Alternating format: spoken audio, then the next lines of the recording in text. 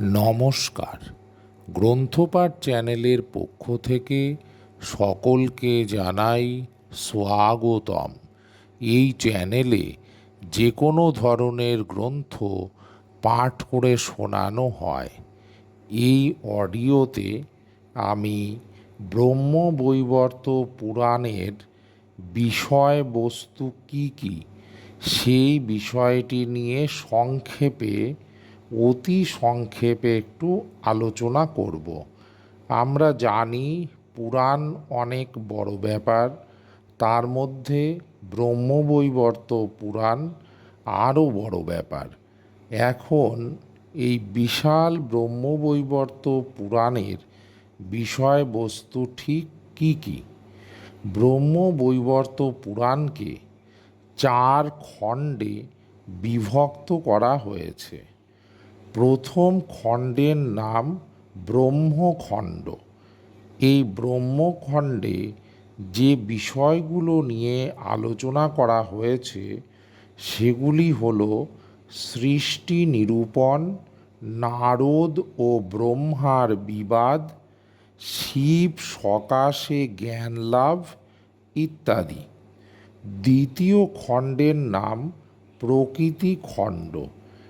এই প্রকৃতি খণ্ডের প্রধান বিষয়গুলি হল সাবর্ণীর সহিত নারদের কৃষ্ণ মাহাত্ম্যযুক্ত বিবিধ কথোপকথন, প্রকৃতি বর্ণন, প্রকৃতি মাহাত্ম্য ও পূজাদি নিরূপিত হয়েছে।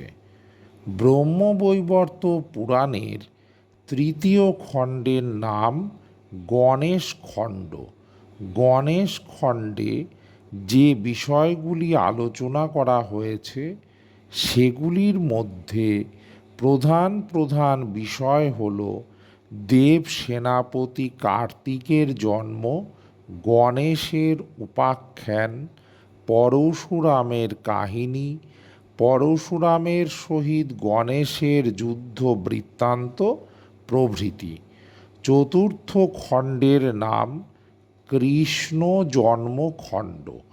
এই কৃষ্ণ জন্মখণ্ডে যে বিশেষ বিষয়গুলি বলা হয়েছে তার মধ্যে উল্লেখযোগ্য হল শ্রীকৃষ্ণের জন্ম, বৃন্দাবনে গোপীদের সহিত রাসলীলাদি, পুতনাদি বধ, মথুরা গমন, কংসবধ, দ্বারকা নির্মাণ, জরাসন্ধ বধ, নরকাসুর বধ প্রভৃতি এবং যথারীতি শ্রীকৃষ্ণের মাহাত্ম্য কীর্তিত হয়েছে। আশা করি সকলে মন দিয়ে সম্পূর্ণ অডিওটি শুনেছেন।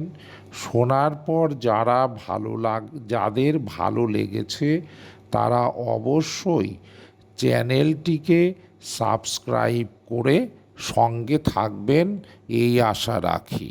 নমস্কার।